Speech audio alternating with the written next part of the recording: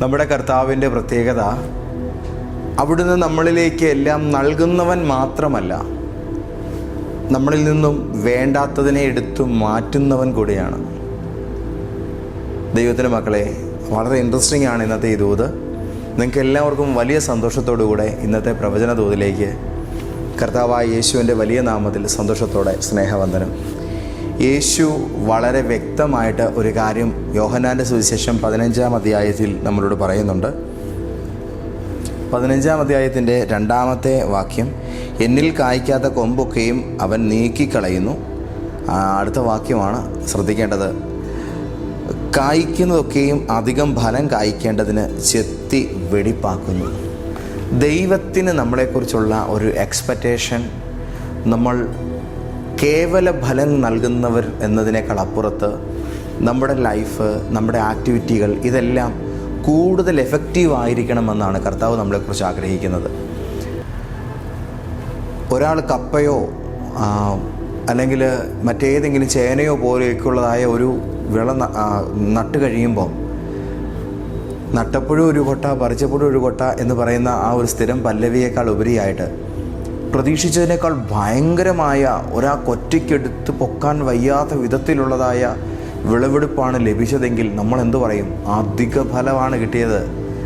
പ്രതീക്ഷിച്ചതിനേക്കാൾ അപ്പുറത്തേക്ക് നമ്മളുടെ എല്ലാവിധമായ കാഴ്ചപ്പാടുകളുടെ ബോണ്ടേജുകളെയും ഓവർഫ്ലോ ചെയ്ത് പോകുന്ന രീതിയിലാണ് ദൈവത്തിൻ്റെ ഒരു ഫലകാലം നമ്മുടെ ജീവിതത്തിൽ കർത്താവ് എക്സിക്യൂട്ട് ചെയ്യാൻ ആഗ്രഹിക്കുന്നത്.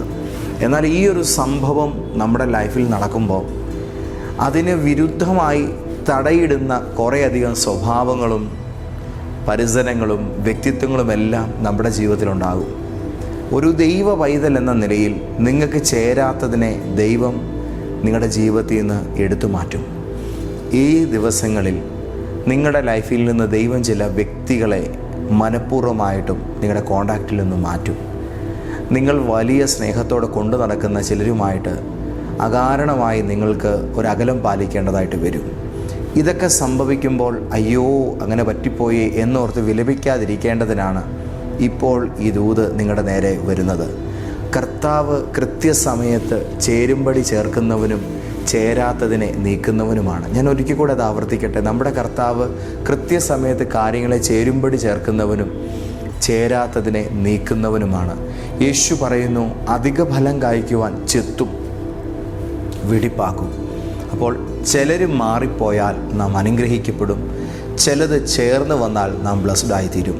ഞാനൊരു ഒറ്റ ഉദാഹരണം നിങ്ങളോട് പറയാം. ബൈബിളിൽ ശപിക്കപ്പെട്ട നിലയിൽ ദൈവത്തിൻ്റെ ക്രോധം ചൊരിയപ്പെട്ട ചില സ്ഥലങ്ങളിൽ പേരെടുത്ത് നിൽക്കുന്ന 2 സ്ഥലങ്ങൾ മാത്രം പെട്ടെന്ന് ഞാൻ പറയാം. അതിലൊന്നാണ് ബാബിലോൺ, രണ്ടാമത്തേതാണ് മിസ്രൈം, അതായത് ഈജിപ്റ്റ്.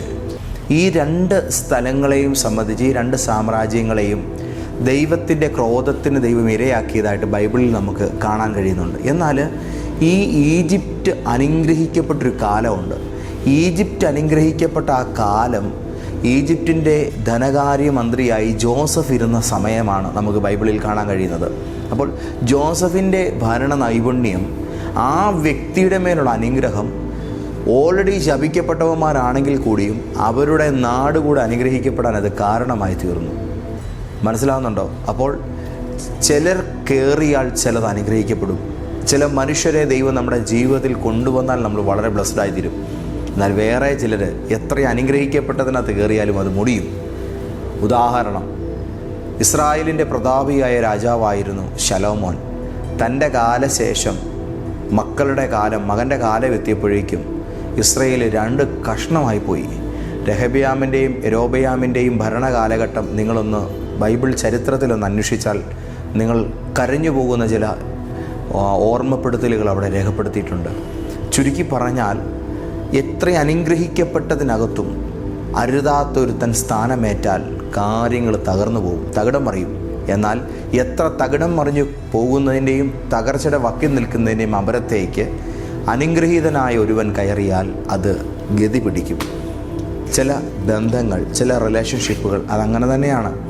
നിങ്ങൾ പ്ലാൻ ചെയ്യുന്ന ഒരു ബന്ധമായിരിക്കില്ല ദൈവം നിങ്ങളുടെ ജീവിതത്തിൽ ഒരുക്കി വെച്ചേക്കുന്നത്. അപ്പോൾ സ്വാഭാവികമായി നിങ്ങളുടെ ജീവിതത്തിൽ നിന്നും അത്തരത്തിലുള്ള പ്രപ്പോസലുകൾ മാറിപ്പോകേണ്ടതിന് ദൈവമായി തന്നെ നിങ്ങളുടെ ജീവിതത്തോട് കരുണ കാണിച്ച് ചില ഇവൻറ്റുകളെ അനുവദിക്കും. അത് അനുവദിക്കുമ്പോൾ നിങ്ങൾ വാവിട്ട് നിലവിളിക്കരുത്, നിങ്ങൾ വല്ലാതെ വിഷമിക്കരുത്. പകരം അത് ദൈവത്തിൻ്റെ ശക്തമായൊരു പ്രവൃത്തിയുടെ മുഖാന്തരമാണ് എന്നുള്ള തിരിച്ചറിവോടുകൂടെ അതിനെ ഉൾക്കൊണ്ട് മുന്നോട്ട് പോകുവാനാണ് ശ്രമിക്കേണ്ടത്. പ്രിയപ്പെട്ടവരെ, നമ്മുടെ ശുശ്രൂഷയിലായാലും നാം ചെയ്യുന്ന നമ്മുടെ ജോലി രംഗത്തായാലും ഔദ്യോഗിക മേഖലയിലായാലും നമുക്ക് ഇത്തരത്തിലുള്ള ചില സാഹചര്യങ്ങൾ ദൈവം ഒരുക്കും. ഏറ്റവും നല്ലതെന്ന് തോന്നുന്ന ചില സ്ഥലങ്ങളിൽ നിന്ന് ദൈവം നിങ്ങളെ പെട്ടെന്ന് ചില സ്ഥാനങ്ങളിലേക്ക് മാറ്റും. ആ മാറ്റുമ്പോൾ അയ്യോ എനിക്കിവിടെയായിരുന്നു നല്ലത്, ഞാൻ മാറാൻ ആഗ്രഹിച്ചിരുന്നില്ല എന്നുള്ള നിലയിൽ ചില സങ്കടങ്ങൾ നിങ്ങളുടെ മനസ്സിലുണ്ടാകും. പക്ഷേ നിങ്ങളവിടുന്ന് മാറുന്നത് നിങ്ങളുടെ ഭാവിക്ക്, നിങ്ങളുടെ മുന്നോട്ടുള്ള വളർച്ചയ്ക്ക് അനുഗ്രഹമായതിനാലാണ് ദൈവം ആ ഒരു ചെത്തൽ പ്രോസസ്സ് അവിടെ ചെയ്യുന്നത്.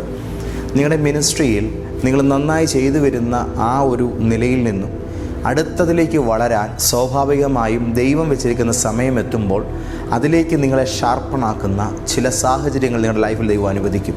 അതൊരിക്കലും ഒരു നിരാശയ്ക്ക് കാരണമാകില്ല. കൂടുതൽ ഫലവത്തായി ദൈവകരങ്ങളിൽ പ്രയോജനപ്പെടാൻ അതൊരു മുഖാന്തരമായി മാറും.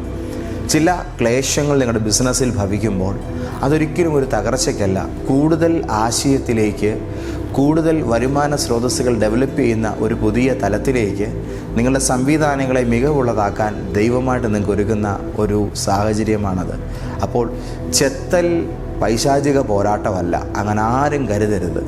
അത് മറിച്ച് ദൈവത്തിൻ്റെ മാസ്റ്റർ പ്ലാനിൽ നമ്മളെക്കുറിച്ചുള്ള കർത്താവിൻ്റെ ഒരു വ്യക്തമായ അജണ്ടയാണ്. അത് ഈ ദിവസങ്ങളിൽ നടക്കും. ഞാൻ ഒന്നുകൂടെ പറയട്ടെ, നിങ്ങളുടെ ലൈഫിൽ ദൈവം കാര്യങ്ങളെ കറക്റ്റ് ചെയ്യാൻ തുടങ്ങുമ്പോൾ അതൊരു പോരാട്ടമാണ് എന്ന നിലയിൽ അത് മാറിപ്പോകാൻ വേണ്ടി ശാസിക്കാനോ ഭത്സിക്കാനോ ഒന്നും നിൽക്കണ്ട. കർത്താവേ, അങ്ങയുടെ ഹിതത്തിനായി ഞാൻ എന്നെ സമർപ്പിക്കുന്നു എന്ന് പറഞ്ഞ് ഇന്ന് രാവിലെ നിങ്ങൾ പ്രാർത്ഥിക്കുക. എന്താണ് പ്രാർത്ഥിക്കേണ്ടത്? കർത്താവേ, അങ്ങയുടെ ഹിതത്തിനായി ഞാൻ എന്നെ സമർപ്പിക്കുന്നു. അതിൻ്റെ ഫലം എന്താണ്? നിങ്ങൾ കൂടുതൽ പ്രൊഡക്റ്റീവായി മാറും, കൂടുതൽ എഫിഷ്യൻസിയുള്ളവരായി മാറും. നിങ്ങളുടെ ഇപ്പോഴത്തെ നിലയിൽ നിന്നും കൂടുതൽ എഫക്റ്റീവായി നിങ്ങളുടെ കാര്യങ്ങളിൽ പ്രയോജനപ്പെടാൻ ദൈവം നിങ്ങളെ വ്യക്തമായി അനുഗ്രഹിക്കും. സോ ഇന്നത്തെ ഈ ഒരു ദിവസം കർത്താവ് ആ കാര്യം നമ്മളിൽ ചെയ്യട്ടെ. അതിനായി നമുക്ക് ദൈവകരങ്ങളിൽ സമർപ്പിക്കാം. ഇന്നത്തെ പ്രവചനദൂത് നിങ്ങൾക്ക് വേണ്ടാത്തതിനെ ദൈവം എടുത്തു മാറ്റും. അധിക ഫലം, വളരെ ഫലം കായ്ക്കുന്നൊരു തലം നിങ്ങളുടെ മേൽ ദൈവം കൊണ്ടുവരും. അതിന് വിരോധമായി നിൽക്കുന്നത് എത്ര സുന്ദരിയാണെങ്കിലും, എത്ര സുന്ദരനാണെങ്കിലും, എത്ര കഴിവുള്ളവനാണെങ്കിലും, എത്ര കഴിവില്ലാത്ത ആളാണെങ്കിലും ദൈവം ആ വ്യക്തിയെ മാറ്റും. എത്ര നല്ലതെന്ന് നിങ്ങൾ പറഞ്ഞുകൊണ്ടിരിക്കുന്ന ചിലതിനെ നിങ്ങളുടെ കരങ്ങളിൽ നിന്ന് എടുത്തു മാറ്റിയിട്ട് ഏറ്റവും വിലപ്പെട്ടതെന്ന് പറയുന്ന ചിലതിലേക്ക് ദൈവം നിങ്ങളുടെ കരങ്ങളെ കൊണ്ടുപോയി നിറയ്ക്കും. സോ ദൈവത്തിൻ്റെ ആ ഒരു മാസ്റ്റർ പ്ലാനിന് ഇന്ന് രാവിലെ ആമേൻ പറഞ്ഞ് കർത്താവിന് സറണ്ടർ ആകുക. ദൈവം നിങ്ങളെ അതിനായിട്ട് ഒരുക്കട്ടെ. ഞങ്ങളുടെ കർത്താവെ, അവിടുത്തെ തിരുവെഴുത്ത് പോലെ ഞങ്ങളോട് പറഞ്ഞ ഈ വാഗ്ദാനത്തിന് ഞങ്ങൾ ആമേൻ പറയുന്നു. ചില വ്യക്തികളുമായി ഗുഡ് ബൈ പറയേണ്ടി വരുന്നത്, ചില മേഖലകളുമായി ഞങ്ങൾക്ക് അകലേണ്ടി വരുന്നത്, അത് ഞങ്ങളെ കൂടുതൽ മികവുള്ളവരാക്കാനുള്ള ദൈവത്തിൻ്റെ ശക്തമേറിയ കാര്യപരിപാടിയുടെ ഭാഗമാകിയാൽ അതിനെ ഉൾക്കൊണ്ടുകൊണ്ട് ഞങ്ങൾ നന്ദി പറയുന്നു. ഒരു സ്ഥലത്ത് നിന്ന് ഞങ്ങൾ മറ്റൊരു സ്ഥലത്തേക്ക് കർത്താവിൻ്റെ പദ്ധതിയാൽ മാറ്റപ്പെടുമ്പോൾ നിലവിൽ ഭവിപ്പാൻ പോകുന്ന ചില തകർച്ചകൾക്ക് മുൻപേ ദൈവം ഞങ്ങളെ ഒരു സുരക്ഷിത സ്ഥാനത്തേക്ക് മാറ്റുന്നതാകയാൽ ആ യാഥാർത്ഥ്യം തിരിച്ചറിഞ്ഞ് ഞങ്ങൾ അങ്ങേക്ക് നന്ദി പറയുന്നു. അങ്ങയുടെ മക്കളെല്ലാം ദൈവത്താൽ മാനിക്കപ്പെടട്ടെ. പ്രാർത്ഥന കേൾക്കുകയാൽ നന്ദി. യേശുവിൻ്റെ വലിയ നാമത്തിൽ തന്നെ ആമേൻ, ആമേൻ, ആമേൻ. കഴിഞ്ഞ കുറേ ആഴ്ചകൾക്ക് പുറകിൽ എന്നെ ഒരു സഹോദരി വിളിച്ച് വളരെ വേദനയോടുകൂടെ പ്രാർത്ഥിച്ചു. കാരണം അവൾ ചെയ്തിരുന്ന ഡിപ്പാർട്ട്മെൻറ്റിൽ നിന്നും ആ മകളെ പെട്ടെന്ന് യാതൊരു വിധമായ മുന്നറിയിപ്പും കൂടാതെ ആ മകൾക്ക് ഒരിക്കലും ഉൾക്കൊള്ളാൻ വയ്യാത്ത വേറൊരു യൂണിറ്റിലേക്ക് പെട്ടെന്ന് അതിനെ മേലധികാരികൾ മാറ്റി.